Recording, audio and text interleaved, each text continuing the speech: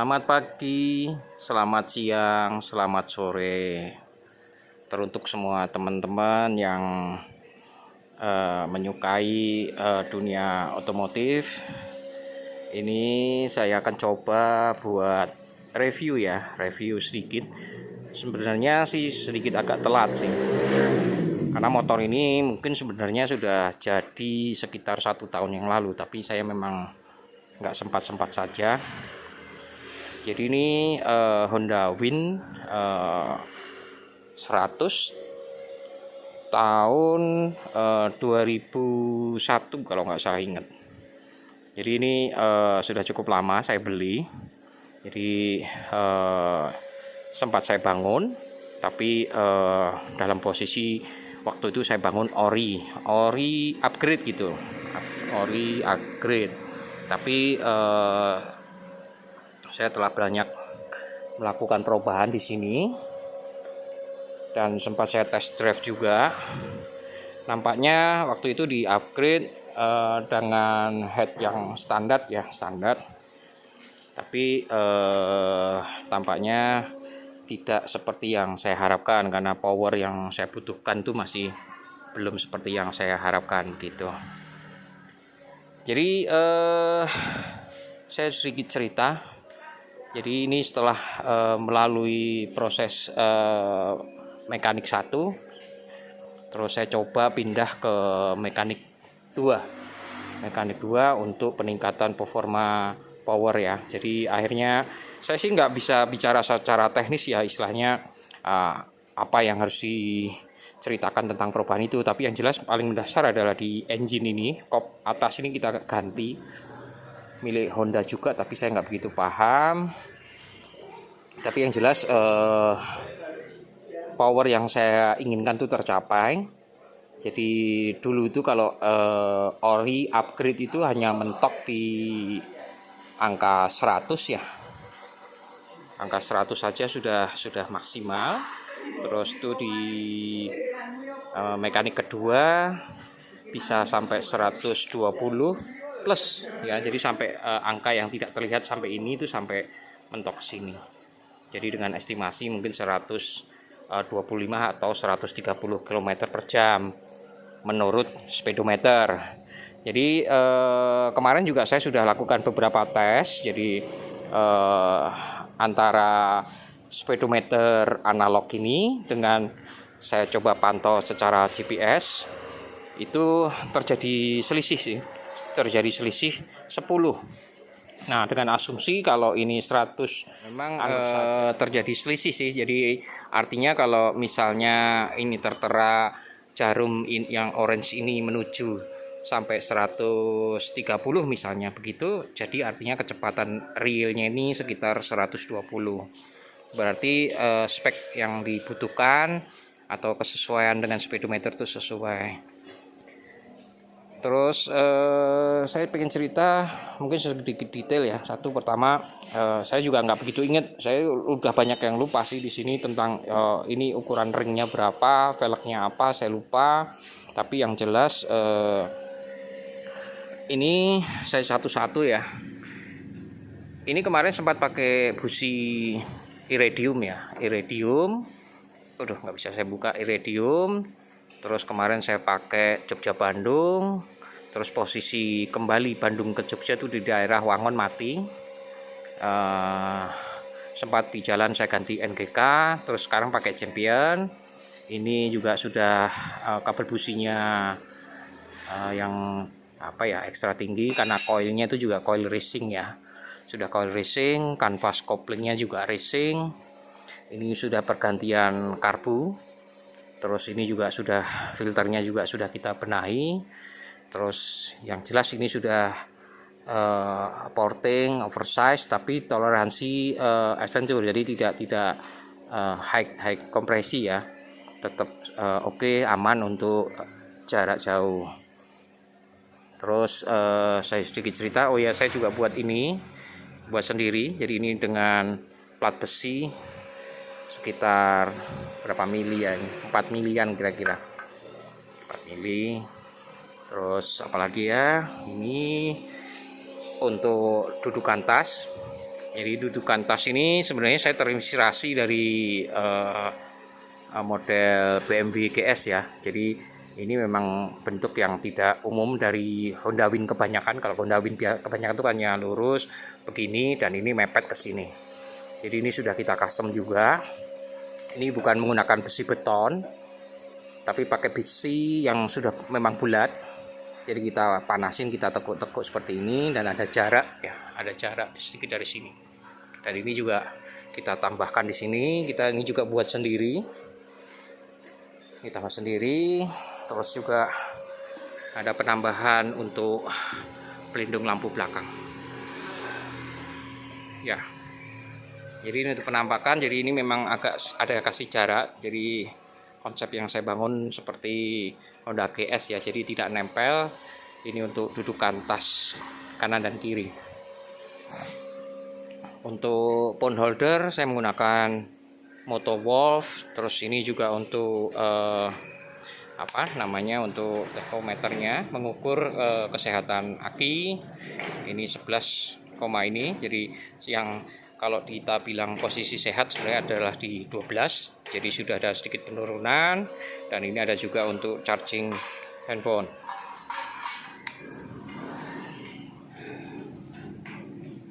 Terus ini untuk tombol-tombol lampu kita sudah menggunakan die maker, dan ada beberapa lampu tembak di sini juga, 2 di kanan kiri. Jadi untuk berkendara sudah cukup terang ya, jadi nyaman untuk proses jalan. Terus saya menggunakan pelindung tangan merek Akribs ya, ini ya. Dan ini juga ada beberapa tombol. Jadi ini untuk cuk ya.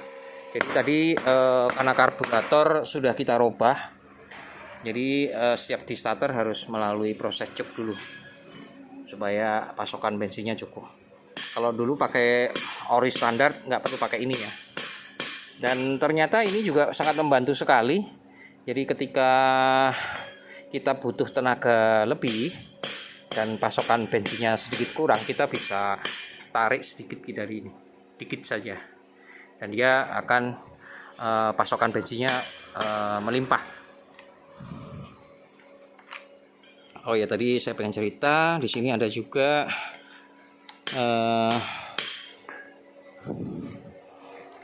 bentar. Ya, ini ada juga lampu seperti ini. Jadi emergency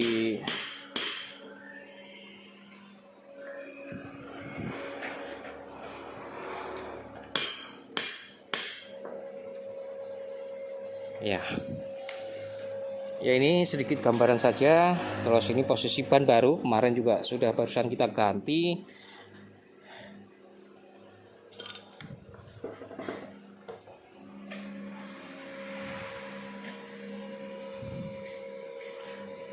Pengereman masih menggunakan sistem tromol, yang belakang sama.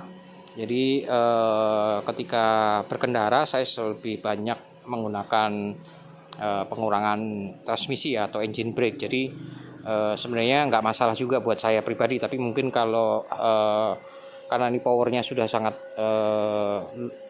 berlebih ya, saya bilang cukup berlebih. Ada orang bilang katanya diganti disc brake. Tapi untuk saya sih sebenarnya nggak ada masalah, karena saya lebih banyak menggunakan engine brake.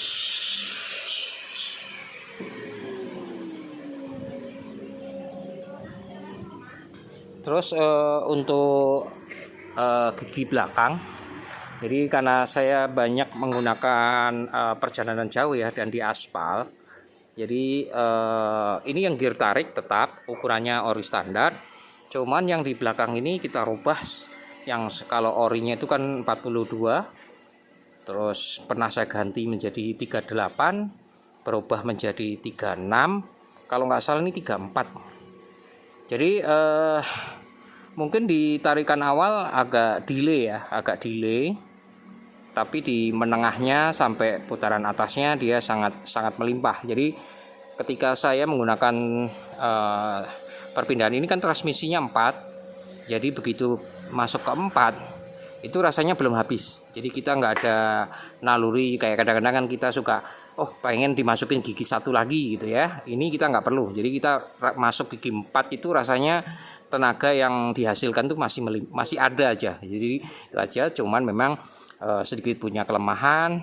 Dia delay di awal dan di tanjakan juga kita harus ngatur-ngatur nafas dan timing yang tepat. Tapi sejauh ini oke. Cuman memang ada sedikit koreksi juga. Ini ideal untuk 1 orang dan sempat saya coba juga untuk 2 orang. Itu ketika yang dibonceng itu beratnya sekitar 75 kilo, ini terasa lemot ya, karena gearnya itu sendiri dan tapi dia cukup mumpuni ya kalau dikendarai oleh 1 orang. Terus mungkin sedikit saya cerita,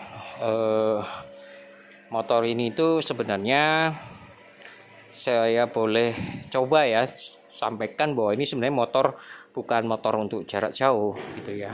Kenapa bisa saya bilang demikian? Karena memang motor ini memang diperuntukkan untuk mungkin masuk ke jarak menengah. Karena ini kan diciptakan untuk sebagai kendaraan operasional ya di masanya ya. Jadi artinya kan memang tidak untuk rekomendasi ratusan kilo ya. Terus ini kita robah, kemarin saya coba Jogja Bandung. Itu yang dengan asumsi sekali jalan itu kan 400 kilo, pulang pergi sekitar 800 kilo. Jadi ternyata faktor yang sedikit mengganggu itu di jok. Joknya ini ternyata mungkin kita akan sedikit nyaman, enak gitu ya, enak naikin, tidak terasa sakit atau kebas atau dan sebagainya itu mungkin di 200 kilo. Tapi lepas dari 200 kilo kita akan sedikit merasa tidak nyaman dengan mungkin karena lebarnya ya. Lebar jok yang memang belum begitu lebar. Meskipun ini sudah cukup empuk sebenarnya, cukup empuk. Cuman memang ketika kita melakukan perjalanan jauh yang dengan asumsi mungkin 400 kilo atau pulang pergi atau sampai 1000 kilo, ini sangat tidak nyaman, saya bilang begitu. Sangat tidak nyaman, tapi oke, nyaman, kita masih bisa kendalikan semuanya, pantat tetap terasa enak, mungkin dengan asumsi sekitar 200 kilo. Bisa sih kita berhenti, tapi ini salah satu yang saya sampaikan bahwa motor ini memang diciptakan untuk kendaraan kelas menengah. Atau bukan kelas menengah ya, jarak menengah saya bilang gitu. Saya kira itu aja. Ulasan sederhana. Jadi saya bilang ini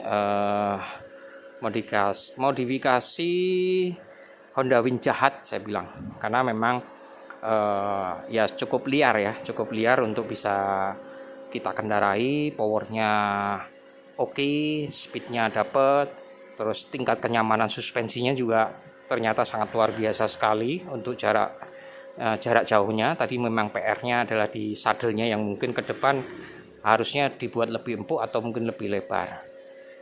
Kira-kira itu saja. Terima kasih.